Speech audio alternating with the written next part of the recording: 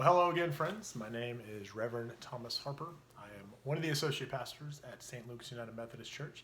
This is In It Together, our daily video devotional series, where each day we continue to make these videos to share our devotionals with you so that you can find a little bit of peace, a little bit of inspiration in the midst of all of this distance loving that we are continuing to practice. Today, I just wanted to share a story really with you about what's been going on in my life lately as it pertains, I think, to all of us. So I mentioned in one of these videos several weeks back that my wife works in the health industry. So she is still continuing to go into work every day. And so for most of the time, it is myself and my 5-year-old daughter and my 3-year-old daughter as I try to be a pastor, as well as a father, as well as a teacher, and as well as a just normal life stuff that we have to do every day. And that's been hard. That's been hard on us. We're snapping at each other more these days, but something happened the other day that I wanted to share with you. So I'm on the phone with a bride-to-be that I'm going to marry in a couple of months. And so we're talking details. And it is that moment that my 5-year-old decides that now it's time to come asking Daddy for something to eat or for Daddy to come play with her. And I got so frustrated because I was telling her, baby, I'm on the phone. You can't talk to me right now. I need to do this. Please go play and spend time with your sister. And she did this thing that she sometimes does, where she just decides it's full tantrum meltdown mode. So she gets about 5 feet away from me and just starts screaming and stomping and throwing things. And so it made me need to get off the call, get off the meeting with the bride. So I apologized to her and I said, hey, can we do this a little bit later? My daughter's really having an issue. And friends, when I got off of that phone call, I was so frustrated with my daughter. I yelled and I said, go to your room right now.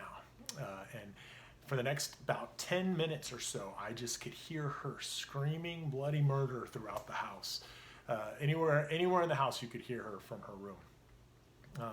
After a while, parents tend to get tired of hearing that. And so I went in and I tried to calm her down.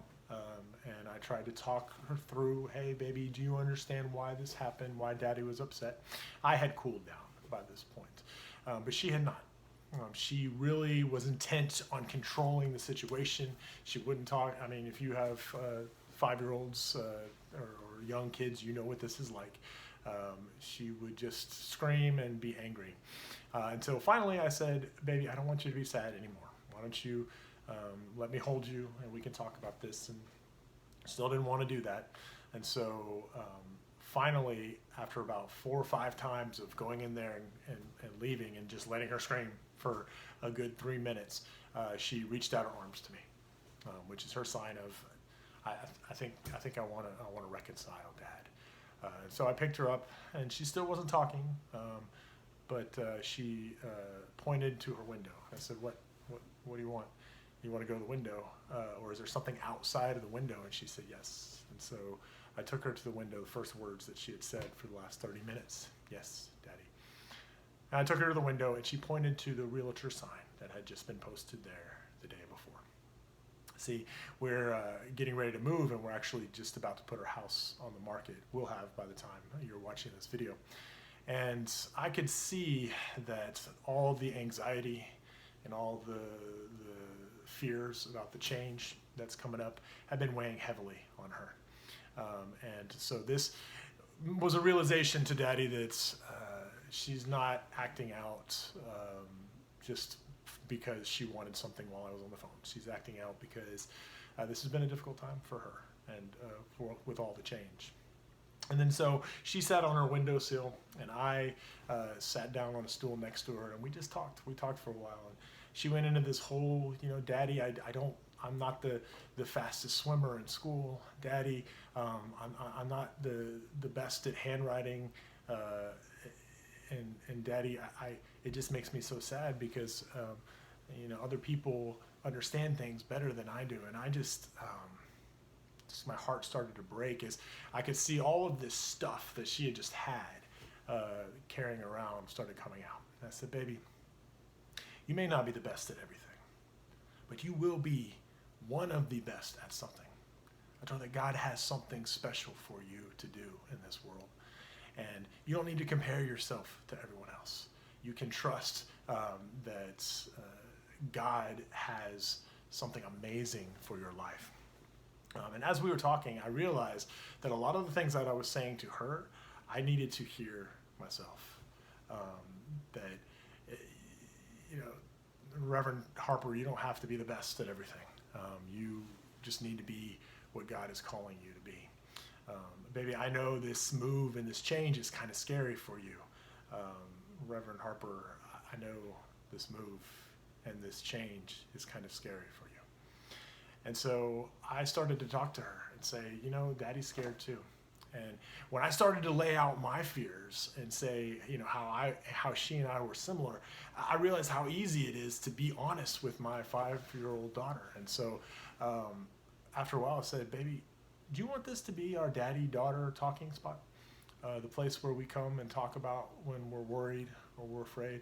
And I could see a smile come over her face and her eyes light up. She said yes.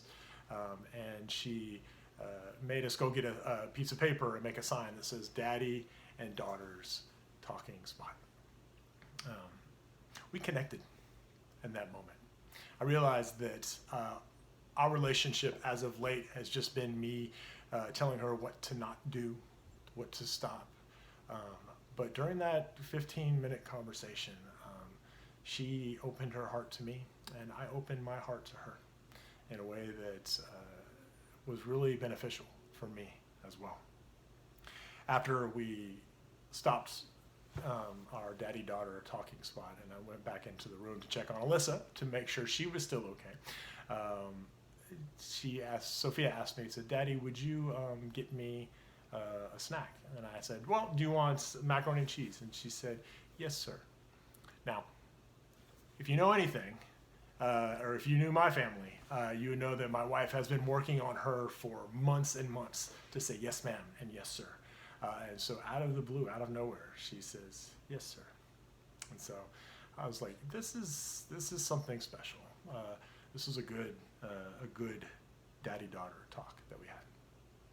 And I kid you not, the very next day, I am shaving in the bathroom, and my 5-year-old comes in and says, Daddy, where do babies come from? Not making it up. Like, that just happened yesterday. And I said, baby, let's go to daddy-daughter's talking spot, and let's talk about that. 1 John 4:12-13 says, no one has ever seen God, but if we love one another, God lives in union with us, and his love is made perfect within us. We are sure that we live in union with God and that he lives in union with us because he has given us his Spirit. I think when I am able to connect with my daughter in that way, God is showing both of us that he's there, he's with us. Allowing my 5-year-old to open her heart and allowing the 37-year-old to open his heart is a way that we can bring God into our relationship and remind us that it's okay to be scared. It's okay to have anxieties about the future. But I can tell that this is going to be something that I'm going to continue to do with my 5-year-old, is have our daddy-daughter spot. And when Alyssa gets a little bit older, we'll find a spot for her as well. And so that's just something I wanted to share with you, that when we really open ourselves up to each other, we are inviting the Spirit of God among us.